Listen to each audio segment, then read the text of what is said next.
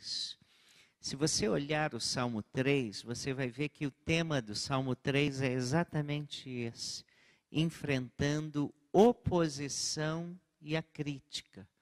É exatamente isso sobre o que nós vamos falar. Eu vou ler o texto bíblico, e esse texto bíblico está no Salmo 3. E leio na versão século 21, que diz assim: Senhor, como o número dos meus adversários tem crescido, muitos se levantam contra mim. Muitos dizem de mim, em Deus não há salvação para ele. Mas tu, Senhor, és o escudo ao meu redor, a minha glória, aquele que levanta a minha cabeça.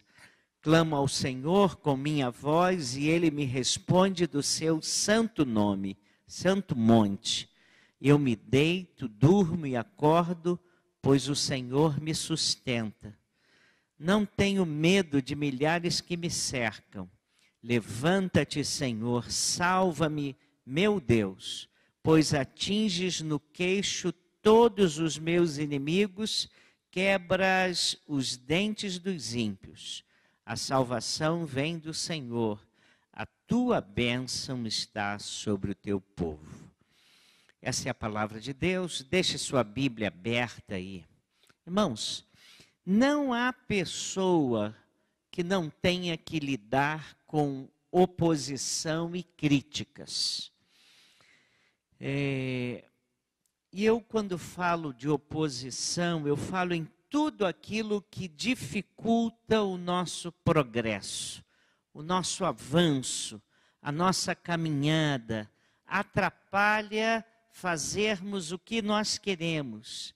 Então, praticamente não é possível viver sem oposição.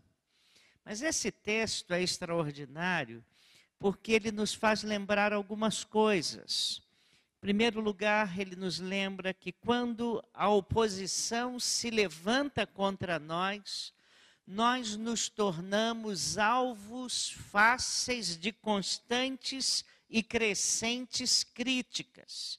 Olhe na sua Bíblia aí, eu espero que você não a tenha fechado, Salmo 3, versículos 1 e 2, eles dizem assim: Senhor, como o número dos meus adversários tem crescido, muitos se levantam contra mim. O que o salmista está nos mostrando é o seguinte: quando nós enfrentamos oposição, nós nos tornamos alvos fáceis da crítica. E as coisas estão acontecendo lá na esquina, mas acertam você que está aqui. As coisas estão acontecendo lá nos Estados Unidos, mas você está sendo atingido na sua casa, no seu escritório, onde você estiver. Você se torna fácil alvo dos opositores. E sabe de uma coisa? Quando nós temos opositores, se você falar, vai ser criticado. Se você ficar calado, vai ser criticado também. Na verdade, vão cair em cima de você caso você fique quieto ou fale. Vão acusar você do mesmo jeito, porque quando somos alvo de opositores, é muito fácil sermos criticados. A segunda coisa que eu queria chamar a sua atenção é que quando a oposição se levanta contra nós muitas vezes somos questionados acerca do nosso relacionamento com Deus. Olha o versículo 2 na sua Bíblia aí. Não estou inventando nada, olha aí. Muitos dizem de mim, em Deus não há salvação para ele. O que eles estão dizendo é o seguinte: o Deus dele não vai resolver o problema, não. Ou seja, o Deus dele não liga para ele, não. E notem o conteúdo da crítica. A crítica quer tocar a sua área espiritual, a sua espiritualidade. E vai transformar Deus em aliado dos críticos. E dizendo que Deus também está conspirando contra você. E uma das coisas mais malignas é quando as pessoas querem dar a impressão, porque elas estão contra nós, que Deus também está contra nós. São pessoas que tomam Deus como seus aliados, às vezes para uma mentira, para alguma acusação. Então, irmãos, quando as pessoas questionam a nossa espiritualidade e as pessoas às vezes tocam até mesmo no nosso caráter. Porque quando nós passamos por oposição e críticas, a sensação que passa pela nossa cabeça é exatamente essa: será que Deus está se lembrando de mim? Será que Deus sabe aquilo que está acontecendo comigo? Será que Deus sabe o que estão falando de mim?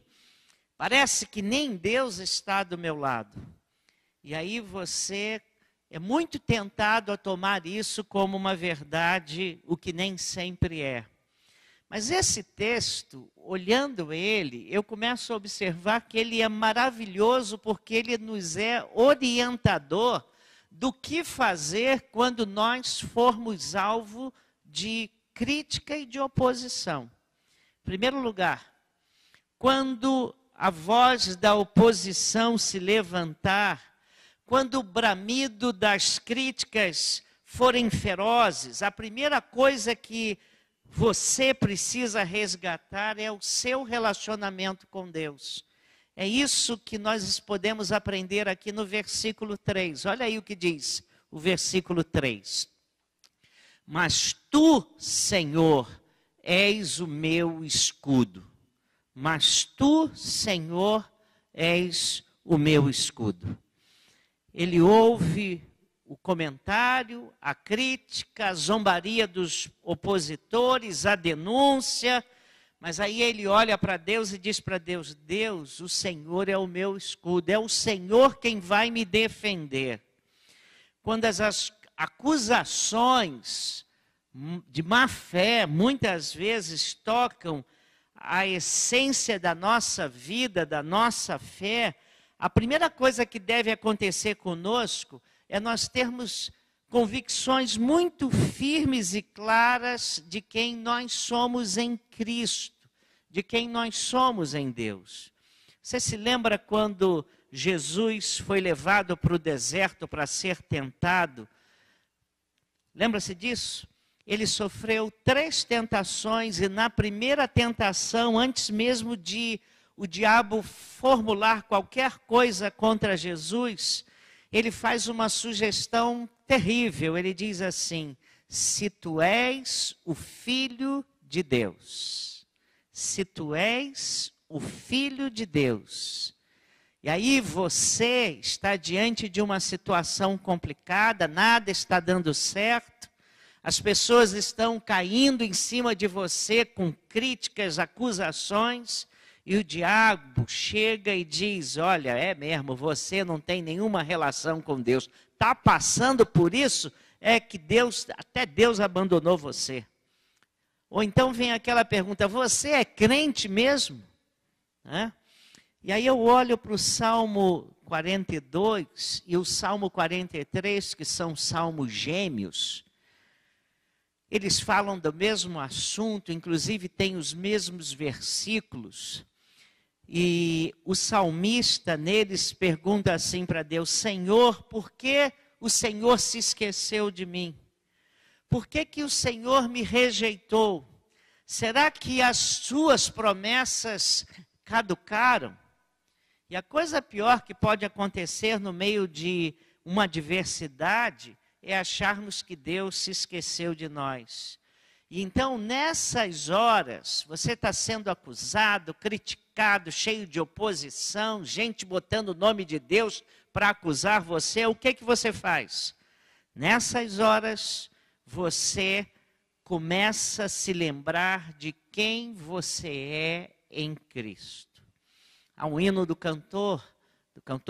Inário para o culto cristão, que diz assim: remido, remido no sangue purificador, remido eu vou proclamar, fui salvo por seu grande amor. Será que nós conseguimos dizer isso quando estamos sendo alvos de acusações e de situações difíceis?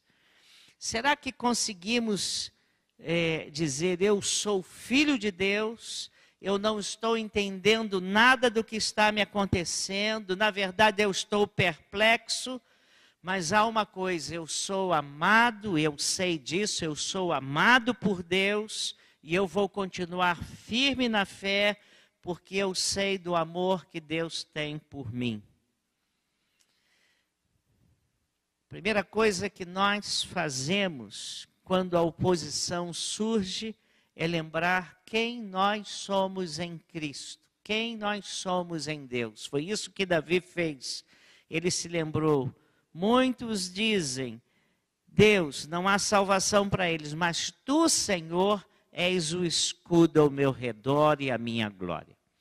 Segundo lugar, o que a gente faz diante de uma oposição? Esse texto me ensina que diante de críticas e de oposição, nós precisamos encontrar nosso valor, não nas conquistas que temos, nem nas pessoas e circunstâncias, mas o nosso valor no próprio Deus. Mas tu, Senhor, és o nosso escudo ao meu redor, és o escudo ao meu redor, a minha glória, aquele que levanta a minha cabeça. Não sei se você já reparou, mas o valor de Davi não estava nos outros, o valor de Davi não estava nos que os outros estavam dizendo dele, não estavam dizendo coisas boas, mas o valor dele estava em Deus.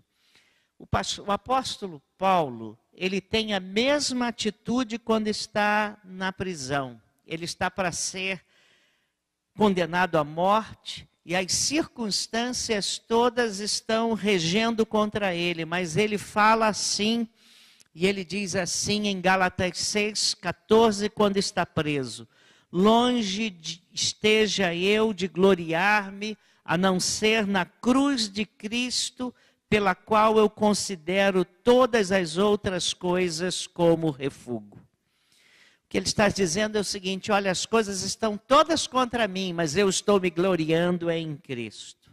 O meu valor não está nos bens que eu tenho, o valor que eu tenho não estão em pessoas, o valor que eu tenho não estão nas circunstâncias. O meu valor está, a minha glória está no meu Deus, a minha glória está naquele que morreu por mim. Não sei se você conhece pessoas, mas eu conheço pessoas que elas têm uma autoimagem delas muito baixa. E aí, porque tem uma autoimagem muito baixa, elas querem se valorizar colocando imposto de valor acrescentado. O que é isso, pastor? Vou explicar. Eu sou muito amigo do Romário. Eu já joguei bola com o Romário. Então, ele acha que você vai valorizá-lo porque ele é amigo do Romário ou jogou bola com o Romário. Então, ele tem que colocar uma pessoa importante, uma pessoa conhecida para você dar valor a ela. Ah, rapaz, você tem que conhecer o meu carro. Eu tenho um carrão, eu tenho um Mercedes-Benz. Entendeu? A pessoa, ela tem uma autoimagem muito baixa e ela acha que os bens dela vão valorizá-la. Imposto de valor acrescentado, o IVA, IVA, tá? Para que a pessoa se sinta importante. Eu sou amigo do governador do estado. Olha, eu sou aqui assim com o prefeito da cidade. Ele sempre me pede conselho, telefona toda semana para mim. Está entendendo como é que você tem que se valorizar? Você tem que puxar alguém, puxar algo, puxar alguma coisa para que as pessoas o valorizem na sua maneira de ser. Há pessoas que acham que o valor delas está no emprego que têm. Há os que acham que o valor dela está nos bens que possuem, no dinheiro que trazem, na família. Há aqueles que acham que está no status que possuem. Mas o valor dessas pessoas está em pessoas, bens e circunstâncias. Mas, meu querido, quando você é criticado, quando você é alvo de oposição, o que sustenta você é você descobrir se você tem valor, e tem valor no Deus que você tem, no Deus da sua vida. E aí o apóstolo Pedro, ele nos ajuda a gente perceber isso quando ele diz lá em 1 Pedro 1, 18 e 19, sabendo que não foi com coisas perecíveis como prata ou ouro que fostes resgatados da vossa maneira fútil de viver, recebida por tradição de vossos pais, mas fostes resgatados pelo precioso sangue como de um cordeiro sem defeito e sem mancha, o sangue de Cristo. E aí, quando eu sei que apesar de tudo que falam de mim, tudo que fazem contra mim, eu sei que eu sou do Senhor, eu sei que as circunstâncias estão difíceis, mas eu estou olhando para onde eu preciso olhar. O nosso problema é que nós não temos crescido na habilidade de nos gloriarmos na cruz de Cristo. Nós nos gloriamos nas nossas conquistas, gloriamos no dinheiro, nos gloriamos porque o nosso patrimônio está aumentando, estamos nos gloriando pelos negócios que estamos fazendo e sendo bem-sucedidos, pelo emprego que temos. Onde está o nosso valor? Nosso valor, a palavra de Deus nos convida a olharmos para a cruz e nos gloriarmos em Jesus, porque o Evangelho nos lembra quanto somos amados por Deus, e eu olho para a cruz e me glorio naquilo que Jesus Cristo, por amor, fez por mim. Senhor, Tu és o meu escudo ao meu redor, a minha glória, aquele que levanta a minha cabeça. O Senhor tem que ser o seu IVA. O Senhor tem que ser o seu imposto de valor acrescentado. Tá? Bom, em terceiro lugar, o que a gente faz diante das críticas? Diante das críticas, nós devemos levar as injúrias que sofremos a Deus. Versículo 4, olha o que Davi diz. As críticas, a oposição está aumentando. E olha o que ele diz, versículo 4. Clamo ao Senhor com minha voz, e Ele responde do seu santo monte. Ele está dizendo o seguinte, eu estou sendo super criticado, cheio de opositores, mas eu estou clamando a Deus. E sabe por que ele está clamando? Olha os versículos 1 e 2. Senhor, o número dos meus adversários tem crescido, muitos se levantam contra mim. E porque muitas pessoas se levantavam contra ele e diziam que não havia salvação para ele. Aí ele disse assim, já sei o que eu vou fazer, eu vou clamar, porque do seu santo monte Deus vai me responder. Eu vou para um lugar onde eu posso ir durante a minha tribulação. Eu vou para o joelho, eu vou para o trono de Deus, e o autor está dizendo que à medida em que aumentavam as críticas, a oposição, aumentava também a sua comunhão com Deus. Ele buscava mais a Deus, ele ia falar com Deus e falar do que estava acontecendo.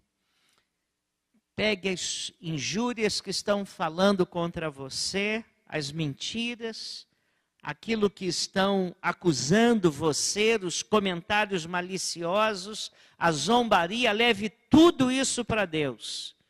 Nada melhor do que um bom tempo na presença de Deus para restaurar o seu sentido de valor e a sua dignidade como filho amado de Deus. E por que que você vai falar com Deus num momento assim, em vez de ficar falando com os outros?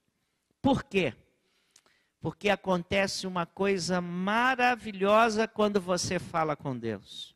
Talvez você não saiba disso. Talvez você seja um crente novo e não saiba disso. Eu vou falar a coisa mais óbvia e clara que você pode ouvir. Sabe o que acontece? Sabe por que você pode levar tudo isso a Deus?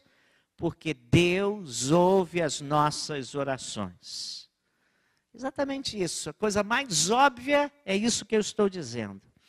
Eu não sei quantos aqui já tiveram a experiência, a sensação de orar e parecer que Deus não as ouve. Inclusive já ouvi pessoas que dizem assim: pastor, as minhas orações não passam do teto.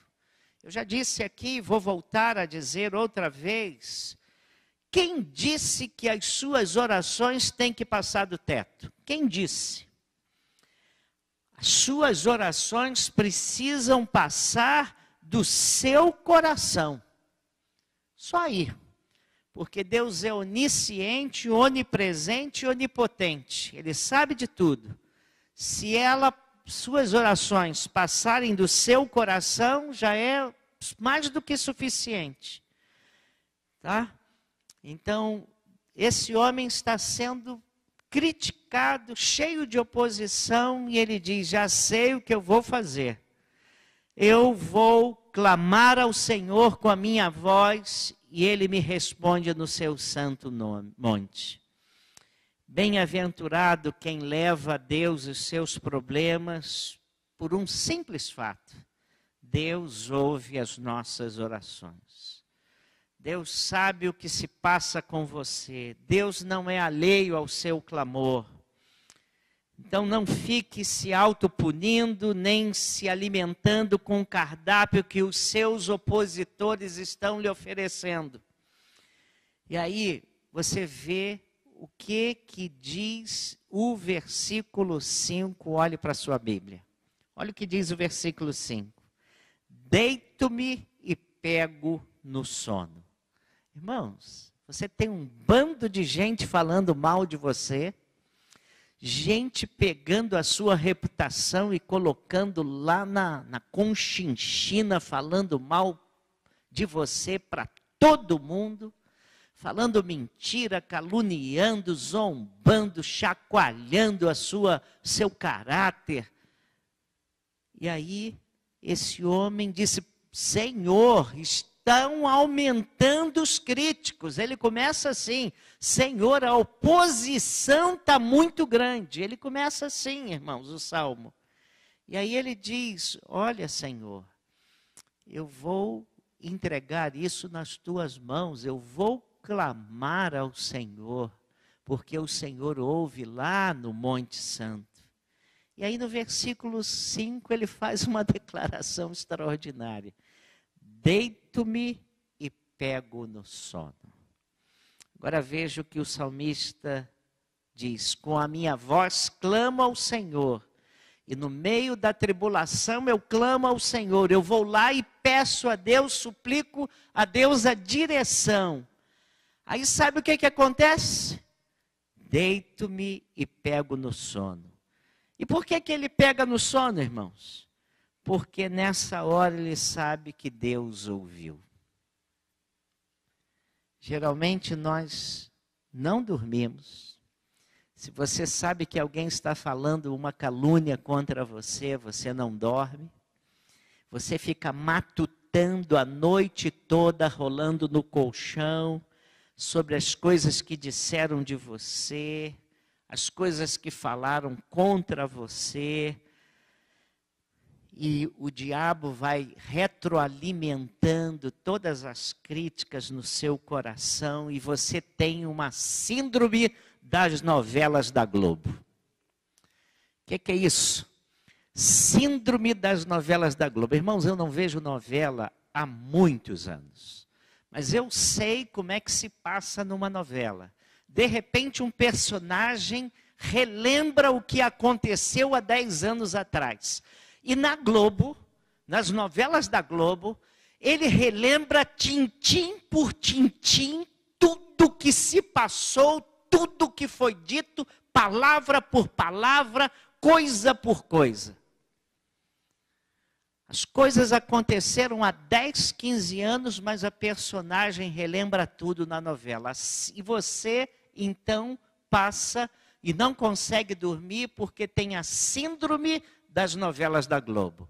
Começa a relembrar tintim por tintim, palavra por palavra, crítica por crítica, ação por ação. Ele fez assim, estava de blusa verde. É isso aí.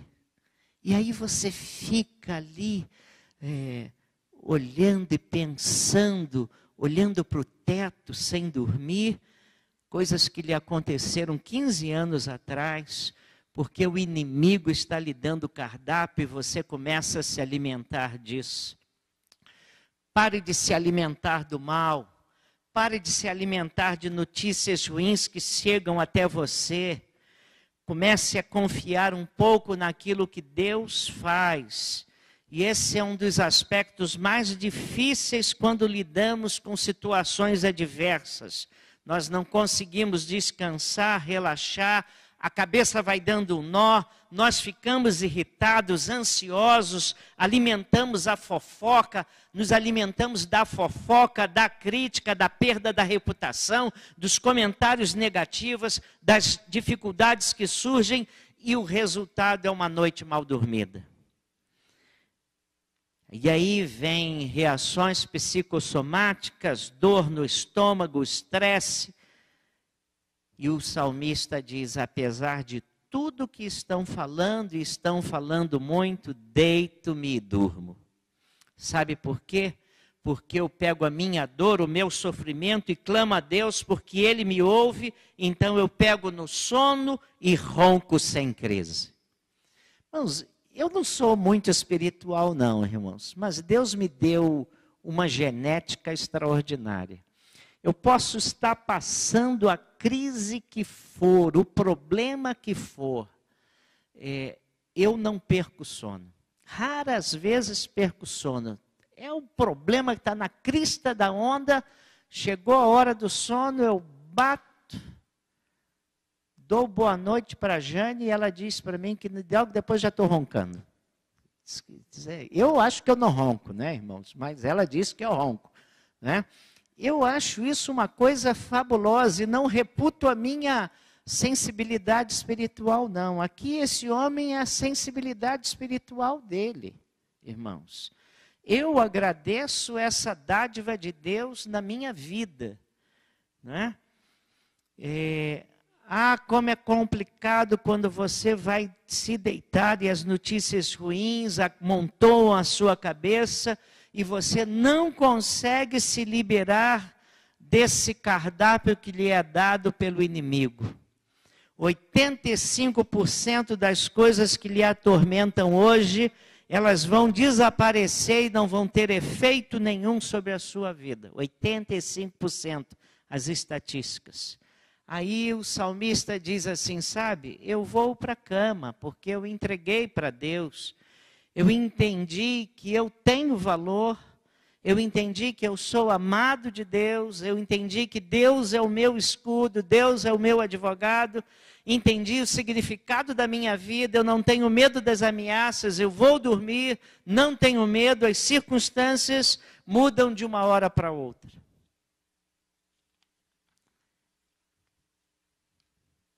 E olha o que diz o versículo 6, olhe para a sua Bíblia. Não tenho medo de milhares que me cercam. Eu sei onde está o meu valor, sei onde está a minha dignidade, sei quem é meu Deus. E então eu vou descansar. Charles Hudson, ele diz que o fator mais importante e decisivo da vida não é o que nos acontece, mas a atitude que tomamos diante do que nos acontece. E ele diz que a atitude mais correta, a revelação mais correta sobre o caráter de uma pessoa é a maneira como ela suporta as circunstâncias e as situações que lhe batem à porta. E é exatamente isso que esse texto está nos ensinando. Em quarto e último lugar, diante de oposição e diante de críticas, nós devemos entender que nós não precisamos fazer justiça com as nossas próprias mãos. O sujeito está te criticando, o sujeito está te magoando, o sujeito está lhe sendo opositor. Você não precisa ficar desesperado para resolver essa questão de oposição e de opositores, tá? E devolver falando também mal da pessoa. Olha o versículos 6 e 7 aí. Não tenho medo de milhares que me cercam. Levanta-te, Senhor, salva-me, Deus meu, pois atinges no queixo todos os meus inimigos, quebras os dentes dos ímpios. Eu não vou ficar desesperado em resolver isso, porque Deus vai fazer justiça. É Deus quem vai reagir. Eu não preciso agir. Eu não preciso fazer as coisas do meu jeito com as minhas mãos. Você se lembra dos Romanos 12? Que Romanos 12 nos ensina? Romanos 12, 20 diz assim: não te deixes vencer do mal, mas vence o mal com o bem. Se o teu inimigo tiver fome, dá-lhe de comer. Se tiver sede, dá-lhe de beber. Porque fazendo assim amontoarás brasas vivas sobre a sua cabeça. E o versículo 21, que eu não coloquei, diz assim: não vos vingueis a vós mesmos, amados, mas dai lugar à ira de Deus, porque assim está escrito: a mim me pertence a vingança, eu retribuirei. Irmãos, a Bíblia diz que justo é o Senhor nos seus santos caminhos e santo em todas as suas obras. É Deus que vai cuidar das coisas que nós entregamos nas mãos dele. Fique tranquilo, porque se você está em Deus, Deus vai lhe honrar e vai cuidar de você. Não tente resolver as coisas pelas suas próprias mãos, como se você fosse um super-herói. Você não se aguenta nem com você mesmo. Você não se aguenta nem com a simples dor de barriga. Tem uma dor de barriga, já desmorona. Uma simples dor de cabeça leva 2 ou 3 dias sem fazer nada. E o salmista está dizendo para nós o seguinte: eu não tenho medo de milhares, porque Deus se levanta. Eu não preciso fazer justiça com a minha mão. E essa deve ser a atitude também nossa. Meus queridos, Deus nos ama. Você tem consciência de que Deus ama você? Uma das coisas mais bonitas para um crente é ele entender o que Deus fez por ele na cruz. Sabe por quê? Porque a cruz foi um lugar de muita vergonha e Jesus só tomou a cruz porque ele nos ama muito. É um lugar de muita humilhação e sofrimento. Mas sabe o que Paulo diz? Eu me glorio na cruz de Cristo. Eu ouvi uma frase que dizia assim: Deus ama tanto a você que mesmo que você fosse a única pessoa do mundo que precisasse de salvação, Deus ainda assim enviaria o seu Filho amado para morrer no seu lugar. Então, quando eu percebo o meu valor, não as circunstâncias, quando eu me valorizo não por ser muito bom, não por aquilo que as pessoas dizem, mas pelo foco que eu tenho do amor de Deus, porque olhando para Ele, eu posso dizer: Deus, se Tu enviaste Jesus para sofrer tamanha humilhação por mim, eu quero me sossegar nas Tuas mãos e eu quero me descansar nas Tuas mãos. Sabe qual é a nossa grande dificuldade? É deixar Deus ser Deus na nossa história. E aí nós queremos manipulá-lo, nós queremos ter o controle, queremos ter o controle das coisas nas nossas mãos, porque achamos que só assim as coisas vão dar certo. Mas nós não controlamos nem o dia de amanhã, nós não controlamos os outros, não controlamos nossos filhos. Você controla a sua vida? Se você não consegue controlar a sua vida, saiba que Deus está nos dizendo no Salmo 3, que na vida nós vamos encontrar oposição, críticas, às vezes críticas injustas, às vezes vamos ser falsamente acusados, caluniados. Nós não somos super-homens, mas nós podemos entregar os nossos problemas, as críticas e as oposições e os opositores nas mãos de Deus. Porque o texto nos diz: clama ao Senhor com a minha voz, e Ele me responde do seu santo monte. Você está sendo criticado? Se não está, espere que um dia você vai ser. Você está sendo criticado injustamente? Se nunca foi, aguarde um dia, porque ele vai chegar. Mas lembre-se, muitos se levantam contra mim, muitos espiritualizam para me acusar, mas o Senhor é o escudo ao meu redor. A minha glória é aquele que levanta a minha cabeça. Por quê? Porque eu clamo ao Senhor com a minha voz e Ele me responde do seu santo monte. Então eu durmo, deito e durmo e acordo, pois o Senhor me sustenta. Que seja assim.